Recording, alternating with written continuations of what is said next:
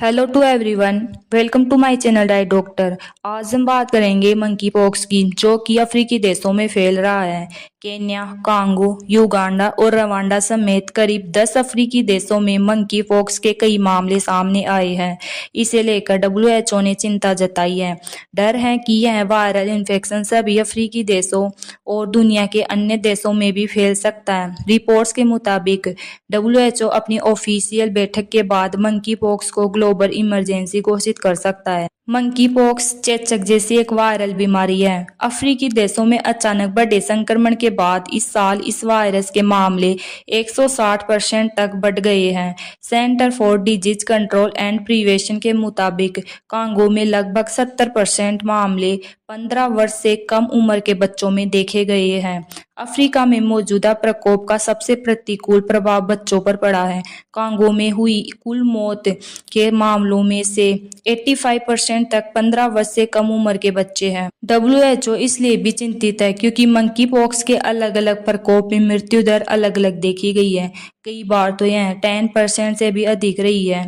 यह इसलिए अधिक खतरनाक साबित हो सकता है क्योंकि यह संक्रामक बीमारी है। इसलिए आज हम बात करेंगे मंकी पॉक्स की, साथ ही जानेंगे कि इसके क्या लक्षण होते हैं, मंकी पॉक्स कैसे फैलता है, इसका इलाज क्या है, इसके बचने के उपाय क्या है।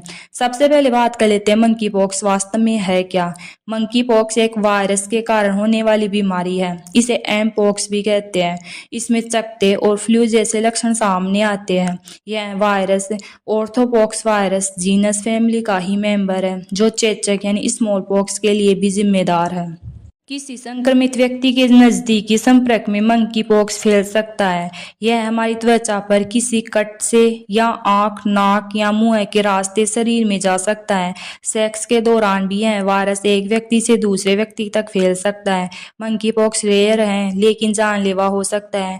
इससे बचाव जरूरी है। इसके अलावा यह संक्रमित जानवरों जैसे बंदर, चूहा और गिलहरी के जरिए भी फैल सकता है। अगर यह वायरस बिस्तर, कपड़े या किसी सतह पर है तो उनके संपर्क में आने से भी फैल सकता है। अब जान लेते हैं मंकी पॉक्स के क्या लक्षण हैं। किसी व्यक्ति के वायरस के एक्सपोजर में आने के बाद इसके लक्षण सामने आने में कई दिन या कुछ सप्ताह भी लग सकते हैं। इसके लक्षण आमतौर पर एक्सपोजर के 3 से 17 दिन बाद दिखने शुरू होते हैं। जब कोई व्यक्ति वायरस के एक्सपोजर में आया और जब इसके लक्षण दिखने शुरू हुए, इस बीच के समय को इंक्यूबेशन पीरियड कहते हैं।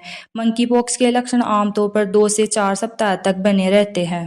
अब जान लेते हैं मंकी पॉक्स के शुरुआती लक्षण। बुखार, खरोच जैसे निशान, त्वचा के लाल चकत्ते, लीफ नोड्स के सूजन, ठंड लगना, सिर दर्द, मांसपेशियों में दर्द, थकान आदि। मंकी पॉक्स का सबसे शुरुआती लक्षण बुखार होता है। फिर बुखार शुरू होने के लगभग 1 से 4 दिन बाद त्वचा पर दाने निकलने शुरू होते हैं। इसमें निकलने वाले दाने अक्सर पहले चेहरे पर दिखते हैं, इसके बाद हाथ या पैर पर दिखाई देते हैं और फिर शरीर के अन्य हिस्सों में फैल जाते हैं। हालांकि साल 2022 में शुरू हुए प्रकोप से जुड़े मामलों में दाने अक्सर जननांग क्षेत्र से शुरू होते थे।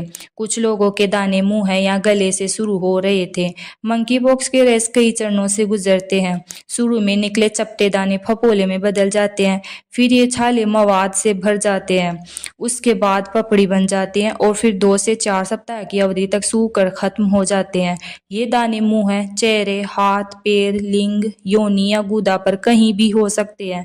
कई बार तो ये गले में भी हो जाते हैं।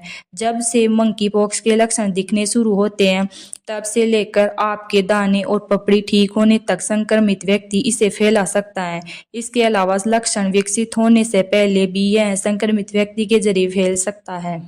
क्या आप जानते हैं हर संक्रमित व्यक्ति के लक्षण अलग अलग हो सकते हैं? जी हाँ, मंकी पॉक्स से पीड़ित हर व्यक्ति में सभी लक्षण विकसित नहीं होते हैं। आमतौर पर संक्रमित लोग इस तरह के लक्षणों से गुजरते हैं। त्वचा में केवल दाने निकले हैं, अन्य कोई अन्य लक्षण नहीं दिख रहा है। कई बार कुछ लक्षण बाद में विकसित होते हैं। इसमें फ्लू जैसे लक्षण दिखते हैं, फिर दाने निकलते हैं। कुछ लोगों को तो मंकी पॉक्स के संक्रमण के बावजूद बिल्कुल भी दाने नहीं होते हैं। कुछ लोगों में दाने व्यापक हो सकते हैं, यानी पूरे शरीर में निकलते हैं और बहुत बड़े आकार के दाने होते हैं, जबकि कुछ लोगों में केवल कुछ ही उभार या छाले दिखाई देते हैं। कुछ लोगों को तो मंकी पॉक्स का संक्रमण होने के बावजूद इसका पता नहीं चलता है। ऐसा इसलिए होता है क्योंकि कुछ लोगों में इसके लक्षण नजर नहीं आते हैं। फिर भी यह संभव है कि संक्रमित व्यक्ति निकट संपर्क के माध्यम से इसे दूसरे तक फैला सकते हैं। अब जान लेते हैं असल में मंकी पॉक्स किससे प्रभावित करता है। यह वायरस किसी को भी प्रभावित कर सकता है। हालांकि अफ्रीका के ज्यादातर मामलों में 15 साल से कम उम्र के बच्चे अधिक शिकार बन रहे थे। इसकी एक वजह यह भी हो सकती है कि ज्यादातर वयस्कों को मंकी पॉक्स में प्रभावी चेचक के टीके लग चुके थे, जबकि ये बच्चों को नहीं लगाए जा सकते थे। अफ्रीका के बाहर इस बीमारी के केस उन पुरुषों के बीच अधिक फैले जिनके अन्य पुरुषों के साथ यौन संबंध थे। हालांकि यह वायरस उन लोगों में भी फैला जो बाइसेक्सुअल नहीं थे। अब जान लेते हैं मंकी पॉक्स का इलाज क्या है। Centre for disease control and prevention के मुताबिक मंकी पॉक्स के संक्रमण के लिए वर्तमान में कोई खास उपचार उपलब्ध नहीं है। हालांकि कुछ दवाओं की मदद से इसके फैलने को नियंत्रित किया जा सकता है। मार्केट में कुछ दवाएं पहले से मौजूद हैं जो मंकी पॉक्स के इलाज में इस्तेमाल के लिए अप्रूव्ड हैं और बीमारी के खिलाफ काफी हद तक प्रभावी भी रही है। इसके इलाज में आमतौर पर सिडोफोविर, ST246 और वैक्सीन या इम्यूनोग्लोबुलिन का इस्तेमाल किया जाता है। अब जान लेते हैं मंकी पॉक्स से बचने के उपाय के बारे में।